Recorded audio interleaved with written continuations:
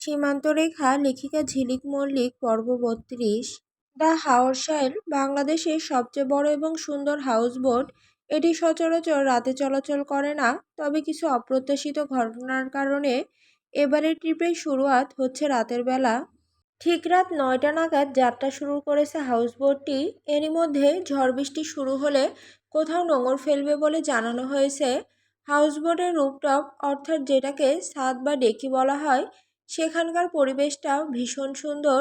লবিটাও বেশ মনোরম, সেখানে বসে নিরিবিলি গ্রুপ আড্ডা দেওয়া যাবে। আজ রাতের খাবারে ছিল ছোট মাছ ভুনা, হাঁসের মাংস ভুনা, গরম গরম ধোয়া ওঠা মিহিদানা চাউলের সাদা ভাত, ৬ পদের ভর্তা, ঘন ডাল, ২ রকমের সবজি, সালাদ, ফিরনি আর কোল্ড ড্রিঙ্কস। রাতের খাবারের আয়োজন করা হলো 10টার দিকে। সেই জড়াজড়ির পর থেকে আকশার মুখে রুচি নেই, তেমন কিছুই খেতে পারে না। তাই 1 চামচ সাদা ভাতের সাথে 4 পদের ভর্তা মিশিয়ে আর 1 পিস হাঁসের মাংস নিয়ে খেলো। বাকি খাবারটুকু তাহসিনের পাতে উঠিয়ে দিল। ছেলেটা আবার খেতে বড্ড ভালোবাসে। আকশা তাহসিন আর মিহির সাথে এক টেবিলে বসে খাবারের পাট চুকিয়ে নিচ্ছে। পাশেরটায় আরেকটা টেবিলে মেজবা, জেমি, আফসান আর রিমু বসেছে খাবার খাওয়ার জন্য। মেজবা খেতে খেতে বন্ধুলা ভাইয়ের সাথে কথা বলতে ব্যস্ত। ঠোঁটের কোণে এক চিলতে হাসি, বোঝা যাচ্ছে ট্যুরটা বেশ ভালোই উপভোগ করছে লোকটা। মেজবা বোধহয় ট্যুর অনেক পছন্দ করে, একথা আকশা সেদিনই বুঝেছে, যেদিন মেজবা ওকে বলেছিল, তোমার জন্য যেই বয়সে আমার ট্যুর দেওয়ার কথা, সেই বয়সে মাইলের পর মাইল পথ দৌড়াতে হয়েছে। আকশা এই ভেবে নিজেকেই দোষী করল যে লোকটা ওকে আঘাত করে, ওকে কষ্ট দিয়ে দিব্যি ভ্রমণ উপভোগ করছে। এদিকে আকশা তার জন্য দুঃখ কষ্টে জর্জরিত হয়ে ট্যুরটা মাটি করছে, এর কোনো মানে হয়? আকশা মনে মনে দৃঢ়প্রত্যয় ঠিক করলো মেজবার জন্য এই সুন্দর মুহূর্তগুলো উপভোগ করা থেকে বিরত থাকবে না ও। মুখে রুচি ছিল না বলে ফিরনি আর কোল্ড ড্রিঙ্কস খেতে ইচ্ছে করছিল না ওর। তবে এবার স্বউদ্যোগে বোর্ডের সাফ করা দায়িত্বে থাকা ছেলেটাকে ডেকে ফিরনি আর কোল্ড ড্রিঙ্কস নিল ও। সবার সাথে বেশ আমোদ ফুর্তি করে খাবারের পাট চুকালো। খাওয়ার মাঝে অবশ্য আড়ালে একবার মেজবার দিকে তাকিয়েছিল। মেজবা নিজের কাজে ব্যস্ত, একবারের জন্য ফিরেও তাকায়নি ওর দিকে। রাত তখন 10টা 47। রাত্রিবেলা বলে হাউসবোট বেশ ধীরে চলছে। হাওরের গভীরে প্রবেশ করেছে সবে। ডেকে আর লবিতে গান বাজনার আয়োজন চলছে। এক গ্রুপে 4জন ছেলে বন্ধু এসেছে। তারা নিচের লবিতে গিটার বাজিয়ে গান গাইছে। নীরব নির্ঝুম হাওরের মাঝে সেই গানের সুর তালে তাল মিলিয়ে চারিপাশে ছড়িয়ে পড়ছে। মনোমুগ্ধকর পরিবেশের সৃষ্টি হয়েছে। ডেকেও তখন মোটামুটি 30-40-এর মতো মানুষ উপস্থিত রয়েছে। এখানে সবাই গল্প আড্ডা দিচ্ছে। একটা ছেলে এসেছে তার ভাই ভাবির সাথে। বছর 17 বয়স হবে আনুমানিক। ছেলেটার হাতে গিটার, দেখে বোঝা যাচ্ছে সদ্য শিখছে। বাজাতে পারে না সেভাবে। গিটার নিয়ে বসে তারে টুংটাং অদ্ভুত এবং কর্কশ এক আওয়াজ তৈরি করছে। আফসান হঠাৎ আড্ডার মাঝে বলে বসলো, বর্তমানে লবির পরিবেশটা চমৎকার, আর এখানকার এনভায়রনমেন্টও খুবই বোরিং। তার উপর ওদিকে দেখো, বাচ্চা ছেলেটা গিটার বাজাতে পারে না, নিছক চেষ্টা করে বিকট আওয়াজ বাড়াচ্ছে। সবাই ঘাড় ঘুরিয়ে ছেলেটাকে দেখতে ব্যস্ত হলো।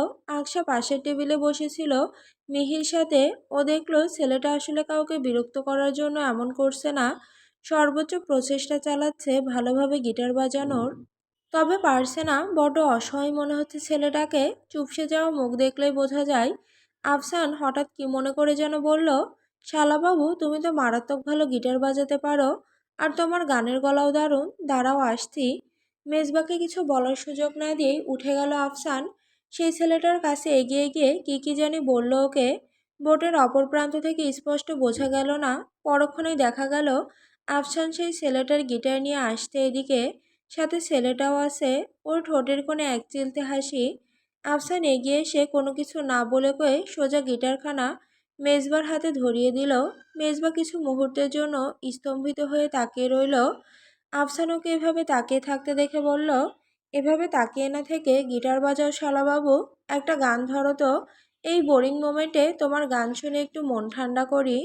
মেজবা গম্ভীর গলায় বলল, এখন মুড নেই দুলা ভাই, আপনার শুনতে মন চাইলে আপনি গান। মেজবা এক প্রকার উঠে চলেই যাচ্ছিল প্রায়। আফসান ওকে জোরপূর্বক আটকে দিয়ে বলল, আরে আরে, কোথায় যাচ্ছ? এই সুন্দর মোমেন্টটা নষ্ট করো না। দেখো, সবাই তোমার গান শোনার জন্যই বসে আছে। কি তোমরা শুনতে চাও না? আফসান মিহিরের উদ্দেশ্যে প্রশ্নটা করে। মিহিরা সামনে পেছনে মাথা নেড়ে সম্মতি জানালো। অগত্যা মেজবাকে গান গাওয়ার জন্য বসতে হলো। গিটারের মালিক ছেলেটার নাম নিবিড়। নিবিড় বসলো মেজবার গিটার বাজানোর ধরন লক্ষ্য করতে। দমকা হাওয়ার সাথে মেজবার গিটারে দক্ষ হাতের আঙুল চালিয়ে চোখ বুজে গাইতে শুরু করলো। ঝুঁকি তেরি पलकों में मिल जाए मुझे फना पलके गिरा आंसू भरी रह जाए मेरी निशान। মেজবা থামলো আর গাইবে না ও, সবকিছু ওর মুডের উপর ডিপেন্ড করে। এটুকু গাওয়ার মুড ছিল, স্রেফ এতটুকুই গেয়েছে। আর কেউ জোর করে কোনোভাবে ওকে দিয়ে গাওয়াতে পারবে না। গানটা মেজবার বেশ পছন্দের। ইন্ট্রোভার্ট মেজবা একথা আজ অব্দি কাউকে বলেনি, তবে ক্যাডেট কলেজ লাইফ থেকে বেশ কয়েকবার গেয়েছে এই গান। প্রফেশনাল লাইফের পর এই প্রথম সবাই মেজবার গানের গলার বেশ প্রশংসা করলো। আকশা পাশের টেবিলে বসে আর চোখে দেখছিল সব কিছু। ভেতরে ভেতরে আগ্নেয়গিরির আগুন দাউ দাউ করে জ্বলছে ওর। লোকটা কত আমোদে আছে। আরও হাউসবোটের অপর প্রান্তে কিছু মেয়েকে ইনিবিনি টাপাটিনি গানে নৃত্য করতে দেখে হঠাৎ ওর একটা কাজ করার প্রবল ইচ্ছা জাগলো এই মুহূর্তে। মনে মনে কিছু একটা ভেবে পৈশাসিক আনন্দের হাসি হাসলো। মিহির কানে কানে কিছু একটা বলতেই মিহি রিমুকে নিয়ে ডেকের নিচে নেমে গেল। মিহি 5 মিনিটের মধ্যে ছাদে আসলো আবার। ওর হাতে দুটো ঘুঙুর। মেজবা ফোনে জরুরি কথা বলছিল সম্ভবত। মিহির হাত থেকে আকশাকে ঘুঙুর নিতে দেখে কথা থামিয়ে কঠোর দৃষ্টিতে তাকালো ওর দিকে। আকশা না তাকিয়েও বেশ ভালোভাবেই বুঝতে পারছে মেজবা ওর দিকে কঠিন দৃষ্টি ফেলে তাকিয়ে আছে। তবে আকশা তোয়াক্কা করলো না। ও উঠে সবার মাঝখানে দাঁড়িয়ে এক প্রকার ঘোষণা দিল, আসুন আপনাদের এন্টারটেইন করি, আজ আমি এখানে নাচব। এন্টারটেইন শব্দটা শুনতেই কান ঝাঁঝা করে উঠল মেজবার। হাত মুষ্টিবদ্ধ হয়ে এলো। আশেপাশে তাকিয়ে দেখলো এখানে বেশ ভালোই মানুষ। ওর বোন আর দুলাভাই কিছুক্ষণ আগে ঘুমানোর উদ্দেশ্যে নিচে তাদের রুমে চলে গেছে। সবাই খোলা ডেকে বসে চারপাশে হাওরের দৃশ্য উপভোগ করতে ব্যস্ত ছিল এতক্ষণ। আকশার জোরে গলার বলা কথা শুনে এখন ওর দিকে মনোযোগ দিয়েছে। পুরুষের সংখ্যা নিছক কম নয়, 15-20 তো হবেই। সবার বয়স কম বেশি 15 থেকে 30-35 আশেপাশে। সবাই কেমন এক হাস্যোজ্জ্বল দৃষ্টিতে তাকিয়ে দেখছে আকশাকে। সকলে ওর নাচ দেখার জন্যই নড়ে চড়ে বসলো। আকশা ঘুঙুর দুটো পরল 2 পায়ে। হঠাৎ কি মনে করে ঘুঙুর খুলে ফেললো। এরপর খোপা করে রাখা চুল খুলে পিঠে ছড়িয়ে দিয়ে বলল, ট্রেডিশনাল নয়, আইটেম সঙ্গে নাচবো। আপনাদের কোনো আপত্তি নেই তো? আকশার ঠোঁটের কোণে মৃদু হাসি ফুটিয়ে সবাইকে জিজ্ঞাসা করল। সবাই আপত্তি করা তো দূর, আরও উৎসাহ দিল। বিশেষত উপস্থিত ছেলেরা ওদের আর পাইকে। ফ্রিতে আইটেম গানে নাচ দেখবে, তাও আবার আকশার মতো একজন চোখ ধাঁধানো সুন্দরী। কেউ কি আর হাতছাড়া করে? আকশা আর চোখে একবার মেজবাকে দেখলো। মেজবা পায়ের উপর পা তুলে টেবিলে মুষ্টিবদ্ধ হাত রেখে বসে ওর দিকে কঠিন দৃষ্টিতে তাকিয়ে আছে।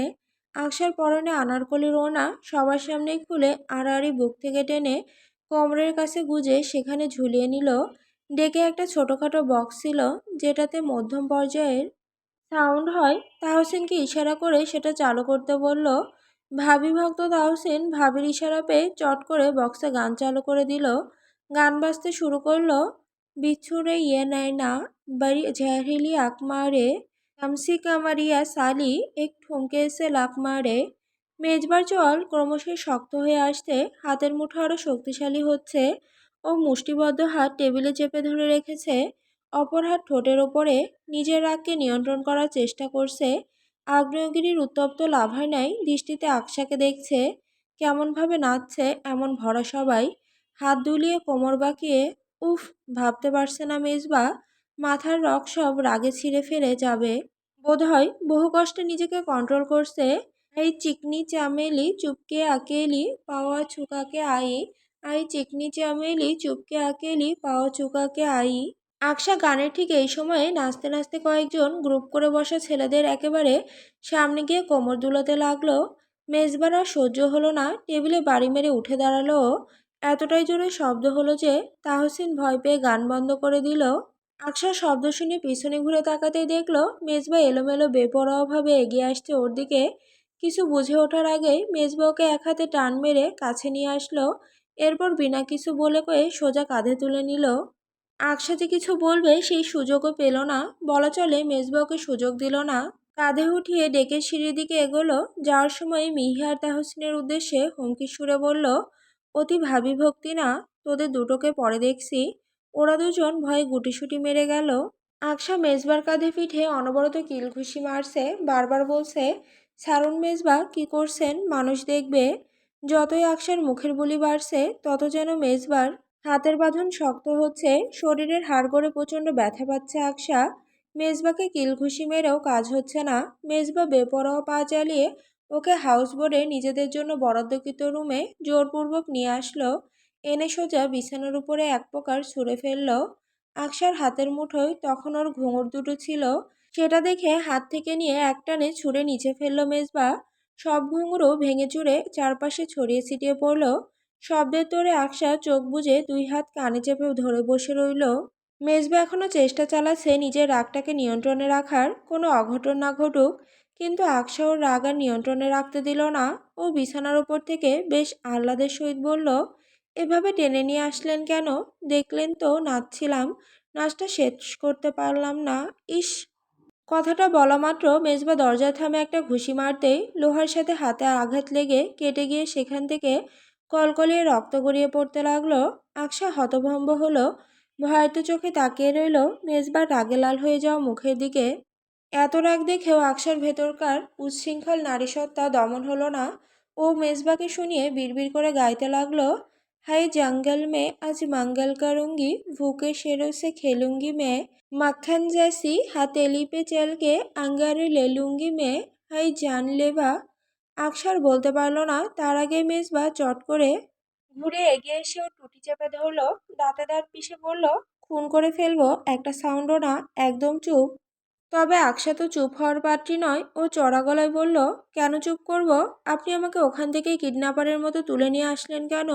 নাচটাও শেষ করতে দিলেন না। আমার শখটা ভরা সবাই অতগুলো ছেলের মধ্যে কোমর দুলিয়ে শরীর দেখে নাচ আবার শখ। আকশার হাতের দুই পাশে হাত ঠেকিয়ে চোয়াল শক্ত করে প্রশ্ন করে মেজবা। আকশা খুব সরল হওয়ার ভান ধরে বলে, নিজে ফুর্তি করবেন অথচ আমি নাচলেই সমস্যা? হ্যাঁ সমস্যা, খুব বেশি সমস্যা। কেমন সমস্যা জানিস? এই যে দেখ, এখানে দাও দাও করে আগুন জ্বলে, রক্ত গরম হয়ে যায়। এরপর থেকে কখনো এক সেকেন্ডের জন্য বাইরে কোথাও এভাবে নাচ গান করতে দেখলে জাস্ট খুন করে ফেলবো। আকশা জেদ ধরে বলল, এখনই করুন, সমস্যা কোথায়? আপনার ইচ্ছে মাফিক চলতে পারবো না আমি। আগেই বলেছি আমার উপর কোনো অধিকার খাটানোর চেষ্টা করবেন না।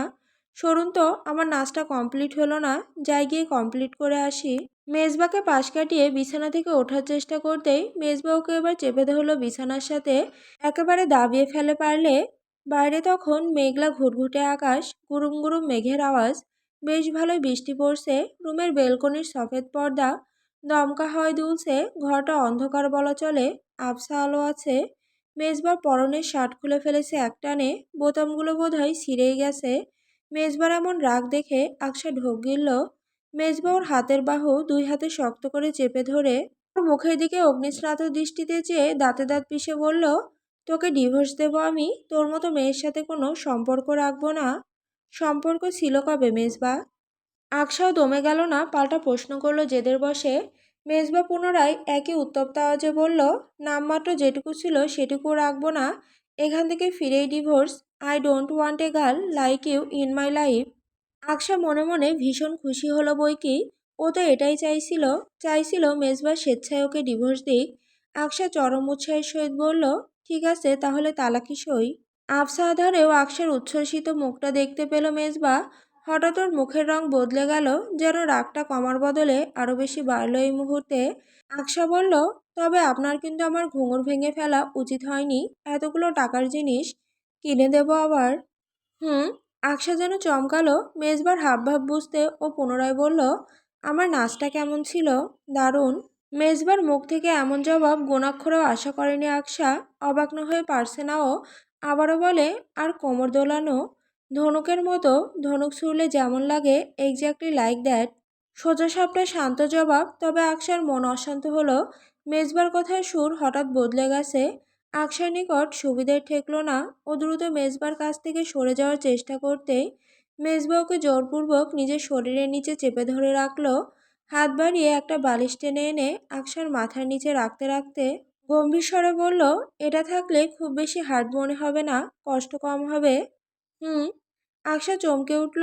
এবার আতঙ্কিত হয়ে ওঠার চেষ্টা করতেই মেজবা ওর কোমর পেঁচিয়ে ধরে কানের নিকট মুখ এগিয়ে সফট ভয়েসে বলল, শুধু বাইরের মানুষদের নিচে কোমর দেখালে হবে? আমিও একটু দেখি পার্সোনালি। পার্সোনালি শব্দটা শুনে আকশার গায়ে কাটা দিল। ও ভড়কে গিয়ে বলল, না, কোনো প্রয়োজন নেই, কিছু দেখাতে চাই না, কিছুই না। তুমি না দেখালেও আমি তো দেখব। Can you stop me? Hmm. মেজবার হাসকি ভয়েস শুনে আকশা যেন শরীর শক্তি পেল না আর। মেজবা তৎক্ষণাৎ ওর গ্রীবায় খোঁচা দাড়িযুক্ত মুখ গুজল। নরম ভেজা ঠোঁটের স্পর্শে আকশার কাঁধ স্যাঁতস্যাঁতে হয়ে গেল। ওর কাঁধের তিলগুলোকে কামড়ে লাল করে ফেলল মেজবা। বাইরে দমকা হওয়ার সাথে সাথে আকশার বুকের মাঝে প্রবল ঝড় উঠল। ঝিরিঝিরি বৃষ্টির শব্দের সাথে ওর মুখের ব্যথাতোর আওয়াজ মিলিয়ে গেল। মেজবার পিঠে একের পর এক খামচি বসাতে লাগলো। ও কোনো রকমে ঢোক গিলে আওয়াজ বের করলো, মেজবা ডিভোর্স? হুম, দেব। গলা থেকে মুখ না সরিয়েই নিজ কাজে ব্যস্ত থেকে জবাবটা দিল মেজবা। কিছু সময় পর মুখ উঁচিয়ে আচানক আকশাকে জিজ্ঞেস করলো, can I give you 100 gentle kiss on your lips? Aksha সম্মোহিত। মেজবার এই রূপ ওকে জাদু করে প্রতিবার। ও মাথা না নাড়িয়েও সম্মতি দিল যেন। মেজবা বোধহয় অপেক্ষাও করতো না, এটা শুধু ফর্মালিটির জন্য ছিল। ও ধীরে এগোলে আকশার ঠোঁটের দিকে। আকশার গলায় এক হাত আর অপর হাত মুখে চেপে ধরে একের পর এক চুমু খেতে লাগলো। প্রথম দিকে চুমুগুলো হালকা ছিল। আকশা মন্ত্রমুগ্ধের ন্যায় কিঞ্চিৎ সায় দিয়ে যাচ্ছিল। হঠাৎ চুমুগুলো গাঢ় হলো, কামুকতায় ভরপুর। আকশার ঠোঁটে চুমু রাখে বরং যেন ওর ঠোঁট খেতে ব্যস্ত হলো মেজবা। চুমুর গতি ধীরে ধীরে বাড়ল, সাথে গাঢ়ত্বও। আকশা ব্যথায় কুকিয়ে উঠল, তবু মেজবা ছাড়ল না ওকে। একবার শুধু মুখ উঠিয়ে ঠোঁটের কোণে এক চমৎকার শয়তানিতে ভরপুর ভদ্র শয়তানের ন্যায় হাসি ফুটিয়ে তুলে বলল, oops, sorry sweetheart, all of this one deep lip kiss, do you want more? শেষোক্ত প্রশ্নটা কর্ণকুহরে প্রবেশ করা মাত্র আকশা সিটিয়ে গেল। বিছানা চাদর খামচে ধরল, অপরদিকে মুখ ঘুরিয়ে নিল। বাইরে মুষলধারে বৃষ্টি হচ্ছে, সেই বৃষ্টির ঝাঁজ বেলকনি হতে ঘরের মধ্যে টুকটাক প্রবেশ করছে। আকশার মেজবাকে ছুঁয়ে দিয়ে যাচ্ছে। মেজবা আকশার সাথে ঘাড় ঘুরিয়ে বেলকনির দিকে তাকালো। বৃষ্টি দেখে আকশাকে উদ্দেশ্য করে বলল, this rain is a witness to our intimacy. I don't want even the rain to see every curve of your body.